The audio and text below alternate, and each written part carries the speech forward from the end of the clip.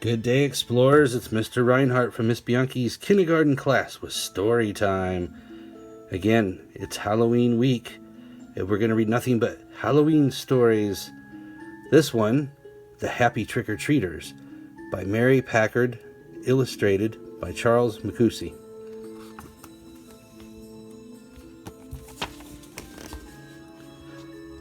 Happy trick-or-treaters, all dressed to shock, stopped to get treats from each house on their block.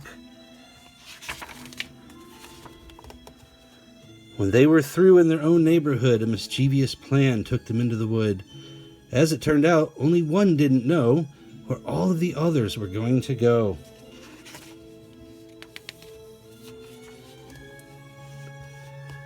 As they trick-or-treated, they came to a tree with a sign that was easy to see.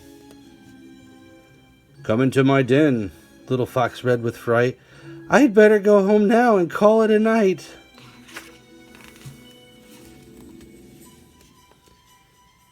The happy trick-or-treaters crept into the night. Bear Cub said, "What is that in the light?" "Come right this way," his shaky voice read. "Why don't the rest of you go on ahead?"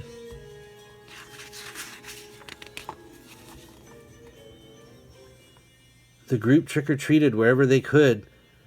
Then they came to a sign that was made out of wood. "This way to the graveyard," the spooky sign read. Bunny said, "Time to go. I must get to bed."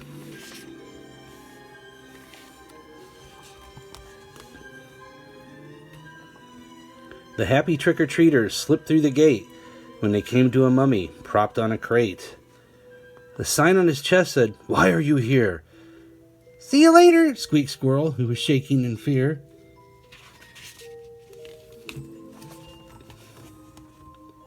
The happy trick-or-treaters walked until they came to a glen known as Hooligan's Hollow by name.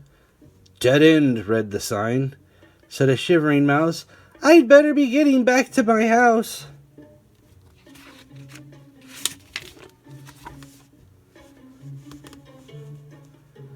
The happy trick-or-treaters came to a stream, and when they looked up, they let out a scream.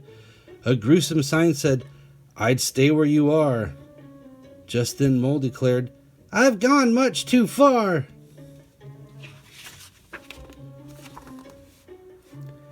The happy trick-or-treaters splashed through the stream and woke up an owl from a terrible dream. "Who's there?" Owl screeched. "It's late, go away." "Okay," said the chipmunk, "I'm on my way." The happy trick-or-treaters arrived to a hill. "Beware," said the sign, and they stood very still. "My legs are tired," said a sleepy raccoon. "My mom will be worried. I must get home soon."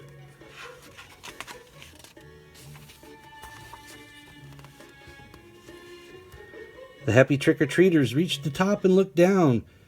Now it was Otter who started to frown. "Pass if you dare," was the message he'd found. "I gotta get home," he said. "See you around."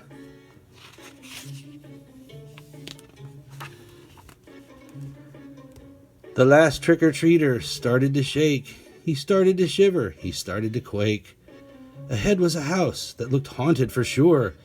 The sign on the porch said, "Come in for a tour." Looks pretty scary, doesn't it? As he crept up the steps, they started to creak. He heard an owl hoot. Then he heard a loud shriek. And just as the front door was swung open wide, happy little voices cried, "Please come inside."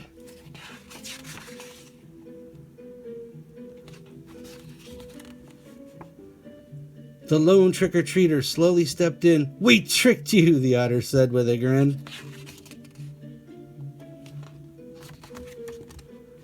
"Come join the fun. There's nothing to fear. It's a Halloween party, and you're finally here." The end. Well, that was pretty sneaky of them, wasn't it? And a lot of fun, too. Hope you all enjoyed that story as much as I did reading it. Get ready for Halloween. It's coming. But before then, I will share 2 more stories with you. Have a great day, explorers. This is Mr. Rinehart saying goodbye.